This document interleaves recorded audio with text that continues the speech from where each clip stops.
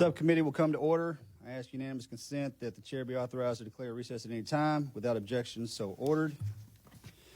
Good morning, everyone. Thank you for attending. We are here today to discuss one of the most critical enablers within the U.S. arsenal, and that is software. Software that the warfighter uses is crucial to our ability to conduct operations in the air, the sea, on land, in space, and obviously in cyberspace.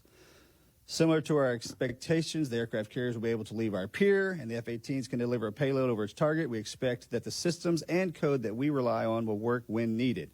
Despite this criticality, we see a department that collectively struggles in procuring, operating, and prioritizing software. Congress do know when something is wrong and something is right, or when something's working or not working. We see the reports, we read the studies repeatedly noting that the department struggles with software, findings that are remarkably consistent from the 1980s to today. We know that some things are fundamentally amiss. My hope today is for the witnesses to not only describe the problem, but contextualize, where possible, what's being done to date and what the largest barriers have been for addressing these issues in a truly meaningful manner. I can't think of a better set of witnesses in front of us today to help with that task than the three that I'm about to introduce. Ms. Ellen Lord, the former Undersecretary for Defense for Acquisitions and Sustainment, Dr. Richard Murray, Professor of Control and Dynamic Systems and Bioengineering at Caltech and co-chair of the 2019 Defense Innovations Boards of Software Acquisition and Practices Study, and Dr. Dan Pratt, Senior Fellow at the Hudson Institute. Thank you all for being with us today. I will now recognize the ranking member for his opening remarks. Thank you, Mr. Chair, and thank you to our three excellent witnesses. Looking forward to hearing from you.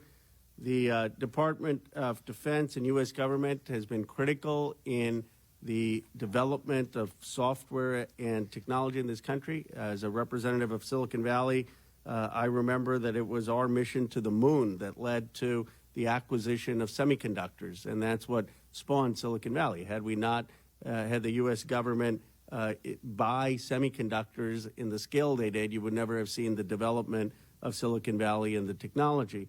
Now a lot of the innovation is happening in my district and in the private sector, and we need to figure out how we continue and strengthen the collaboration between our Department and Defense and private sector, recognizing the dynamic nature of software, how quickly it changes, how much we need that innovation to keep us the strongest military and country in the world. So I'm looking forward to your comments and your suggestions. Thank you, Mr. Chairman. Thank you, Mr. Khanna. We'll now start with the witnesses. Ms. Lord, you're recognized for 5 minutes for your opening statement. Thank you very much, Congressman Luttrell, for chairing this hearing, and thank you, Mr. Khanna, and members of the subcommittee to allow me to come and talk with some of my former colleagues and now current colleagues. In an era of strategic competition among technologically advanced powers, software will shape the nature of deterrence and define national security advantage. The urgency to empower our defense and national security apparatus across all domains with both the best existing and emerging technology is critical to not only preserve our freedoms, but also those of our partners and allies. Our nation has developed and operationalized technology solutions that have transformed our commercial sector and, in turn, our everyday lives. Now we must harness and apply this ingenuity and innovation to bolster U.S. military superiority in the digital age. Given current geopolitical conditions, the stakes could not be higher. Software development and implementation in support of our country's defense and intelligence infrastructure needs to meet the challenge of the moment. To fall short now would not just be a bureaucratic debacle, but a source of imminent risk to our ability to deter, fight, and win. The ability to quickly develop and deliver capability to close the gap between information discovery and mission response is a defining differentiator in emerging global competition. Defense and intelligence agencies must develop, acquire, execute, and maintain software to meet current mission needs while also having the agility to quickly respond to future threat environments. The statutory, regulatory, and budgetary framework for these agencies are ripe for streamlining to build and maintain the nation's software advantage. The Department of Defense procurement process is one of the greatest challenges and opportunities to software acquisition. Often, software is purchased using the same approach that is traditionally employed for major hardware systems purchases. Typically, this entails setting rigid requirements, conducting lengthy solicitation processes, and ultimately, years later, facing costly sustainment contracts to adapt software that is often obsolete upon delivery. Although alternative acquisition pathways exist, they are only as effective as an acquisition professional's ability to implement them. Funding professional training and development for acquisition professionals to ensure they have key skills for implementing the full spectrum of acquisition approaches will enable the best and most innovative software and technology to be quickly provided for our national security workforce. DoD must operationalize policies and procedures to support the use of modern software development and delivery practices, such as agile software development lifecycle, software as a service delivery, human-centered design, DevSecOps, and modern technology stacks. Training the acquisition workforce is necessary, but not sufficient to modernize software development and deployment. Resourcing must be available to provide flexible budgeting, rapid and continuous authority to operate, and leadership must demand that all relevant authorities, procedures, and processes are employed. My submitted testimony goes into more details on these items.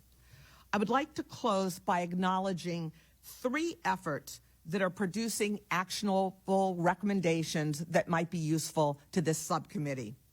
One is the Commission on Planning, Programming, Budgeting, and Execution, who just last week produced our final report. Chairman Rogers and Ranking Member Smith held a hearing in which we talked about recommendations that could be employed. Many would help our software initiatives.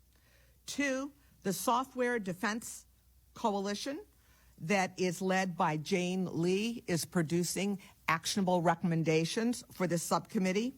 And finally, the Atlantic Council Commission on Software-Defined Warfare, on which I serve, is again producing actionable recommendations. I urge the committee to follow up on these. Thank you. Thank you, Ms. Lord. Dr. Murray, you're recognized for 5 minutes. Mr. Luttrell, Mr. Khanna, and distinguished members of the subcommittee.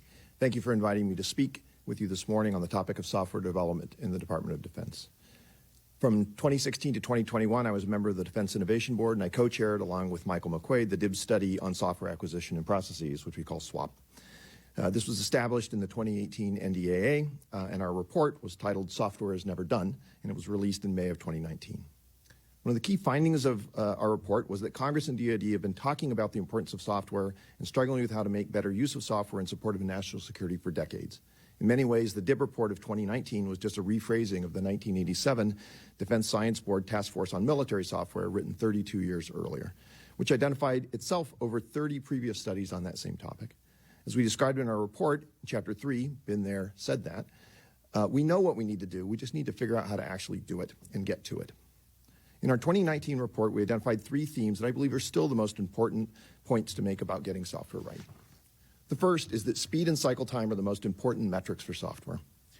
Being able to develop and deploy faster than our adversaries means that we can provide more advanced capabilities, respond to our adversaries' moves, and be more responsive to end users. Faster reduces risk, leads to increased reliability, and gives us a tactical advantage on the battlefield by allowing operation and response inside our adversaries' OODA loop: observe, orient, decide, and act. Second, software is made by people and for people, so digital talent matters. DoD resource policies are often not conducive to attracting, retaining, and promoting digital talent. Talented software developers and acquisition personnel with software experience are often put in jobs that did not allow them to make use of those talents, particularly in the military, where rotating job assignments may not recognize and reward the importance of software development experience. Today, in DoD and the industrial base that supports it, the people with the necessary skills exist, but instead of taking advantage of their skills, we often put them in environments where it is difficult for them to be effective. Third, software is different than hardware, and not all software is the same. Over the years, Congress and DoD have established a sophisticated set of statutes, regulations, and instructions that govern the development, procurement, and sustainment of defense systems. But software development is fundamentally different than hardware development. And software should be developed, deployed, tested, and continuously improved using much different cycle time, support infrastructure, and maintenance strategies. Software is never done and must be managed as an enduring capability that is treated differently than hardware. In preparing for this meeting, I took the opportunity to read recent GAO reports on the implementation of some of the recommendations from the SWAP study, which we partnered with Ms. Lord on when she was in the DoD. I was pleased to see that Congress and DoD have made substantial progress in implementing many of our recommendations, including establishing new acquisition pathways for software and exploring new appropriation categories that allow software to be funded as a single budget item. These are important steps, and they should be continued and accelerated if we're going to get software right. In addition to these important actions that focused on the acquisition process, DoD implemented many actions on other primary and secondary recommendations from our report. Some of the most important are developing guidance on authority to operate, ATOs, including ATO reciprocity and continuous ATOs, which enable continuous integration and deployment pipelines. As of April 2023, it appears that guidance for continuous ATOs has not yet been published, and I would encourage the DoD to do so if it hasn't already. Another area of high importance is recruiting digital talent. DoD reports progress in establishing software factories that combine personnel from specialized teams, but it appears they have yet to establish a separate career track for software developers, something that we recommended. A well-defined career track for software developers, including service members, will allow DoD to train and retain the skilled workforce necessary to design, build, and test modern software systems. Finally, an area that's completely different today than it was 5 years ago when we did the SWAP study is the role of artificial intelligence in military systems. The implications of AI will be profound across all areas of society, and the field is changing so rapidly that it's impossible to predict how AI is going to progress over anything more than the next few years. In the context of software development, AI is poised to revolutionize the way we write, test, and deploy code. Modern large language models, LLMs, are already writing code based on descriptions of the desired function and are being used in industry to speed development. In the future, they will be integral to testing, deployment, and protection of software as well. These developments will democratize software development in ways that have a potential to drastically reduce cycle time, both for the U.S. and for our adversaries. At the same time, software that is used for military systems is too critical to fail, and so we must find ways to harness those tools that fit the increased levels of security and safety that are required in safety and mission-critical systems. DoD must stay on top of these developments and take advantage of current U.S. leadership being developed in the commercial sector. Congress, working with DoD, plays an essential role in moving forward and breaking us out of the cycle of repeating for the last 32 years. Thank you for your attention, and I look forward to our discussion. Thank you, Dr. Murray. Dr. Pratt, you're recognized for 5 minutes, sir.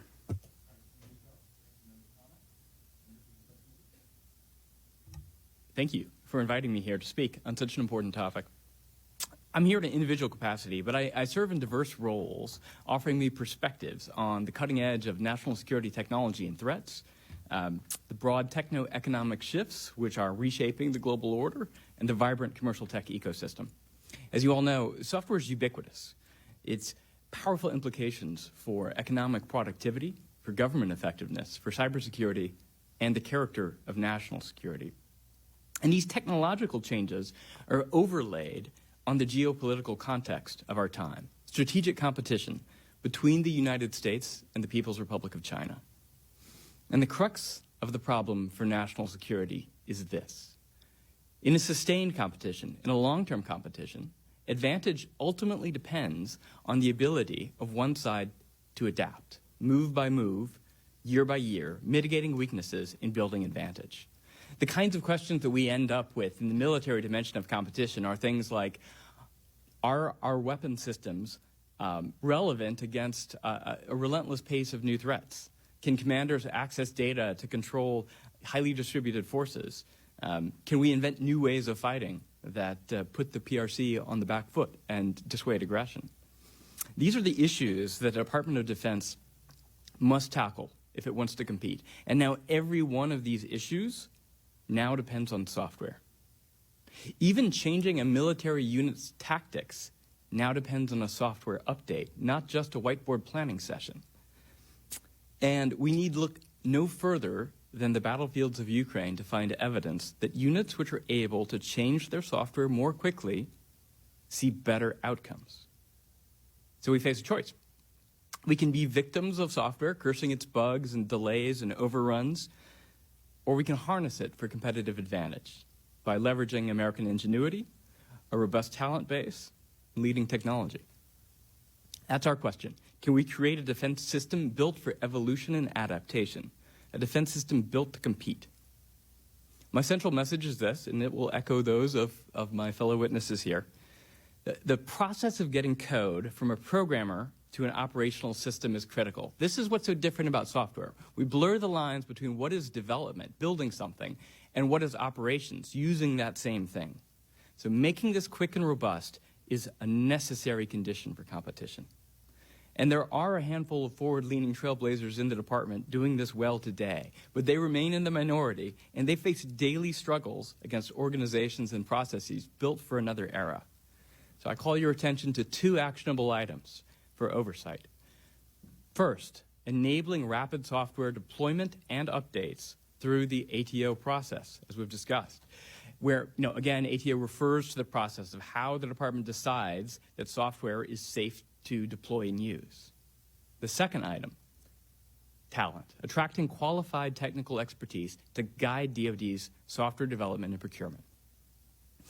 On the first topic, I'll introduce an analogy. In many ways, making software resembles a potter molding wet clay and forming it into some finished piece. When an engineering team works with source code, it acts like wet clay. They can quickly adjust it, make fixes.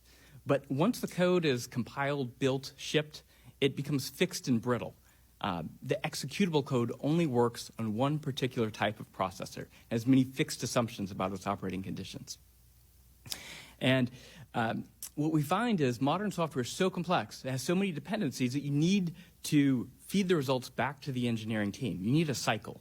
And unfortunately, our ATO process often makes this quite difficult. So this is addressed in greater detail in my written statements.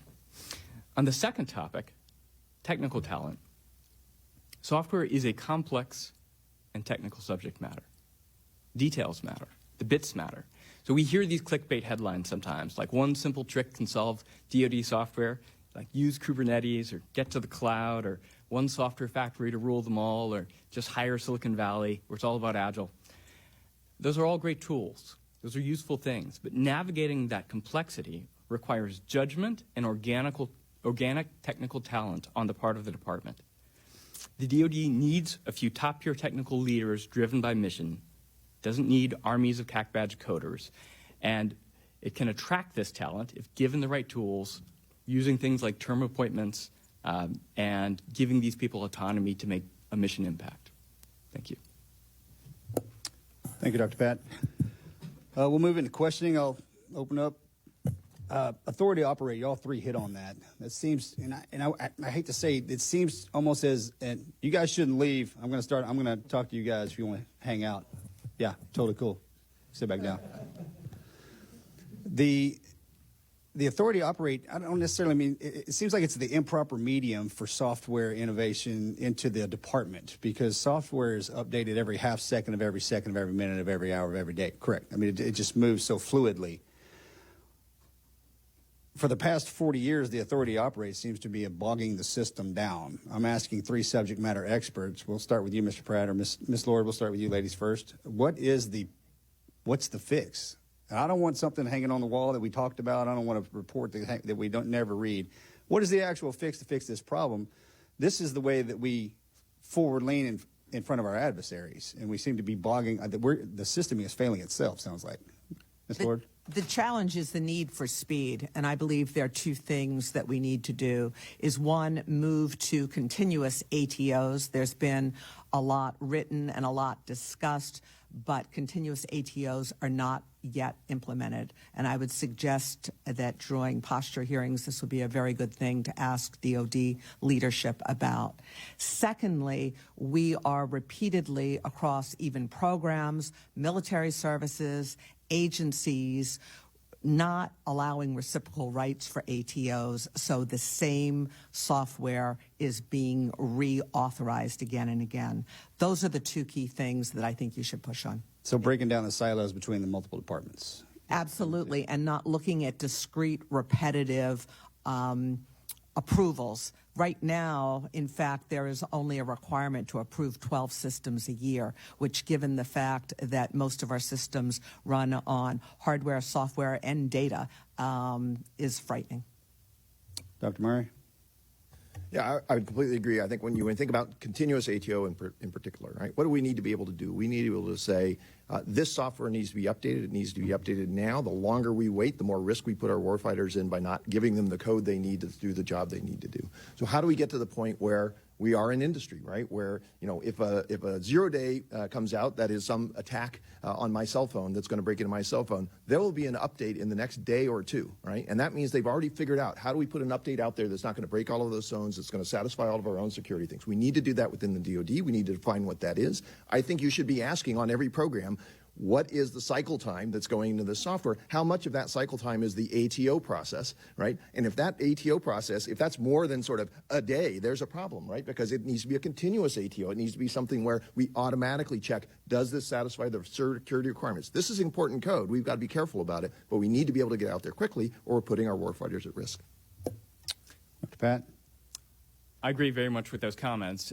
It's useful to talk, the ATO is about the risk of using the software, about deploying the software. And this gets aligned with mission risk. And sometimes I feel this point gets lost. If it's buying body armor, you can really separate these decisions of, did I buy the body armor and does it meet the spec?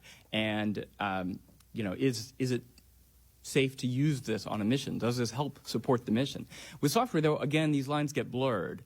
I will say that one of the places where you see progress in the department is where they try to put these risks together. So if you look at, in the Navy, PEO IWS or PMW 150, there are program officers and program managers which both own the risk of use of the software on the operational network and the development of the software. When you move those things together, you tend to get these more mission-focused outcomes. These are the organizations which have been successfully able to use continuous ATOs.